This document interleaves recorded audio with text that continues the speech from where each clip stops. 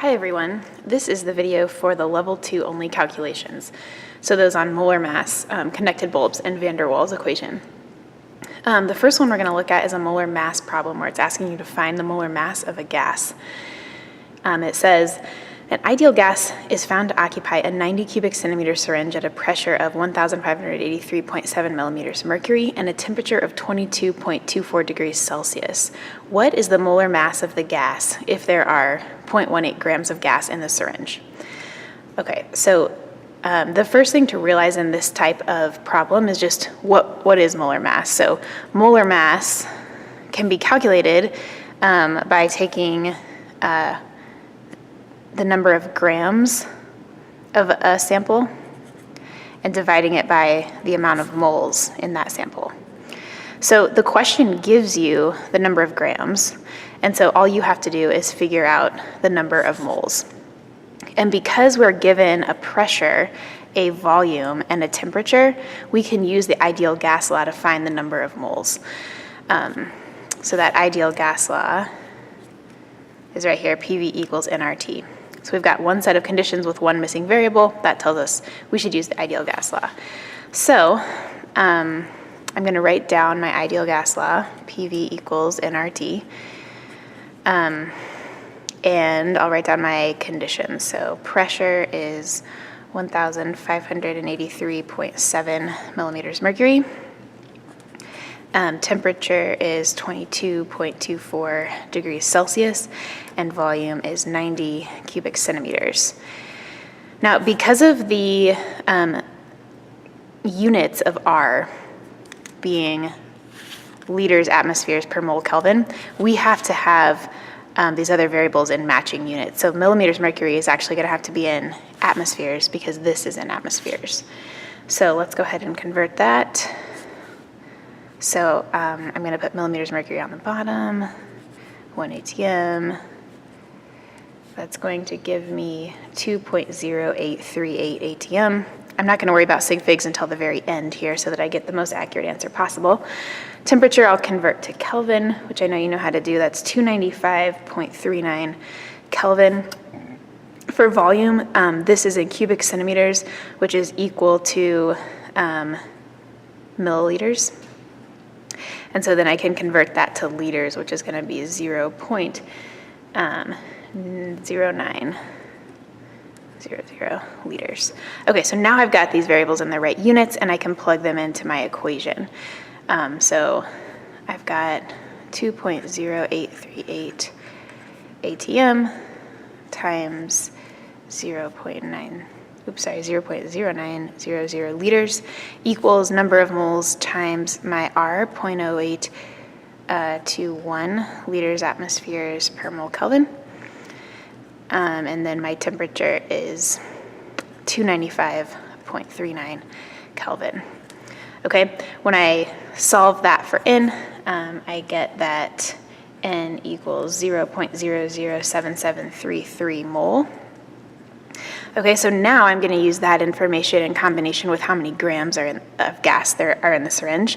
Just divide those two to get my molar mass. So I'll take 0.18 grams divided by this number, and that's going to give me 23 grams per mole.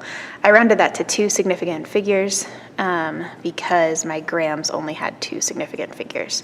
So that would be my answer for number 1. All right, let's look at number 2. We've got a connected bulbs problem. So 2 flasks are connected with a stopcock. Flask 1 has a volume of 1 liter, contains argon at a partial pressure of 28 kPa. Flask 2 contains nitrogen at a partial pressure of 0.87 atm. When the stopcock between the 2 flasks is open, the gases spread out and occupy both flasks. The volume of the flasks together is 8 liters. What's the total pressure of the 2 gases when they occupy both flasks? So let's just draw this situation here. 2 flasks. So flask number 1, it's got a volume of 1 liter and a pressure of 28 kPa. Flask number 2, it says it has a pressure of 0.87 atm. It doesn't tell us the volume of flask 2, but it tells us that the flasks together have a volume of 8. So 1 plus what equals 8. So the volume of flask number 2 would be 7 liters. Okay, we want to know the total pressure of the two gases when they occupied both flasks. So it's tempting to just add these two pressures together, but that actually doesn't work because it doesn't take into account the fact that each gas now gets to spread out when it's in the combined containers, these connected containers. So we have to recalculate the partial pressure of each gas in the whole container when it's opened between these two, and then add those pressures together. Notice that we've got two different units of pressure here. Since we're going to be adding pressures together, ultimately we want to change those to be the same unit. So I'm going to change kPa into atmospheres. I know you know how to do that conversion, so I'm just going to show you that the answer is 0.276 ATM over here. Okay, so basically I've got two combined gas law problems here because I've got an initial set of conditions. I want to know what my new set of conditions, or the missing value of my new set of conditions is. I'm going to call these my initial conditions. My new conditions are going to be when the volume is not just this container, but both containers together, which is 8 liters. And I want to know the pressure. Okay, and the same thing over here. What is the pressure going to be when the volume is equal to 8 liters? Okay, so I've got changing conditions. That means I need to use my combined gas law. Because temperature is constant and number of moles is constant, I don't have to worry about those. I can cancel them out because they're the same on both sides. So I'm just going to use P1V1 equals P2V2 to solve these. So for flask number 1, P1V1 equals, P2V2. Okay, so P1 is 0.276 atmospheres, V1 is 1 liter, P2 we don't know, V2 is 8 liters, 8 liters. Okay, when I solve that for P2, I get P2 equals 0.0345 atmospheres. Okay, all right, so now let's find the new pressure for this second gas. Okay, same equation, P1V1 equals P2V2. Plug in my values of 0.87 times 7 liters equals, we don't know what P2 is, times 8 liters. Okay, when I solve that for P2, I get that P2 equals 0.76 atmospheres. So this is the new partial pressure of whatever was in gas 2, nitrogen, and this is the new partial pressure of whatever was in flask 1, argon. Okay, so now to get the total pressure, Dalton's law says I can add together my partial pressures. So I'm just going to take 0.0345 plus 0.76, and I get 0.7945. Now I have to round that to two significant figures because my pressures were given to me in two significant figures, so they limited how many sig figs I could have. So this would be 0.79 atmospheres is my new total pressure after the stopcock is opened. All right, question number 3, van der Waals. Okay, so a real gas is found to have a volume of 538 milliliters, temperature of 38.85 degrees Celsius, and 0.942 moles. What is the pressure according to van der Waals' equation? Okay, so you get van der Waals' equation on your test. You don't have to memorize that. So van der Waals' equation is pressure plus AN squared over V squared times V minus BN equals nRT. Okay, and so really this is just an algebra problem. We're given all of these variables except for P, and we have to solve for P.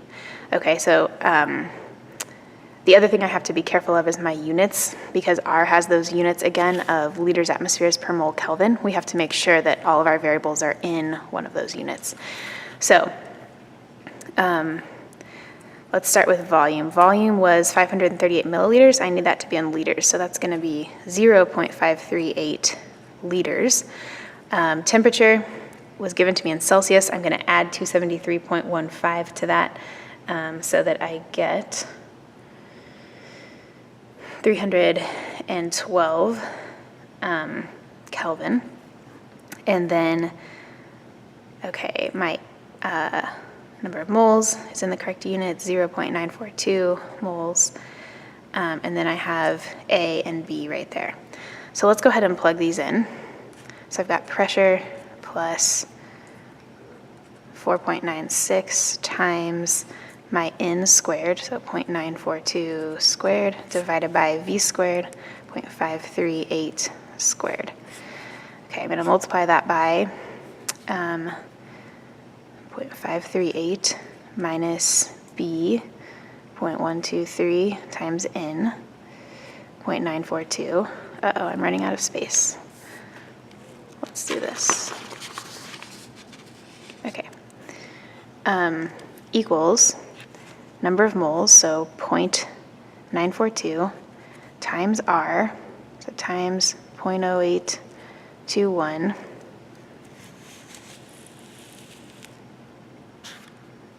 okay, times temperature of 312. Okay, so the way I would solve this is I would multiply all this out. So that is going to give me 24.1295. I'm going to multiply, or actually I'm going to take this minus these two things multiplied together. So that is 0.4221. And then I'm going to do this whole fraction and then just have p plus this number. So when I put that into my calculator, I get 15.21. Okay, so now here's your equation that you have to solve. So you're trying to get p by itself, right? So the first thing that you should do is divide both sides by this multiplier. So 0.4221, 0.4221. And when we divide those,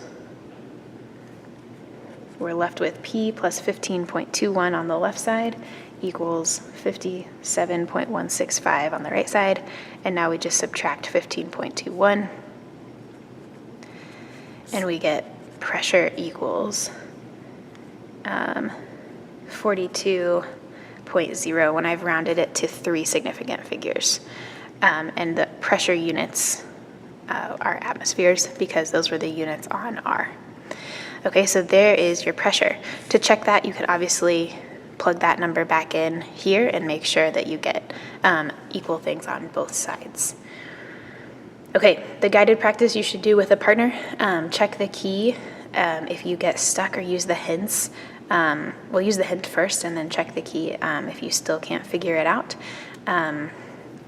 Best of luck.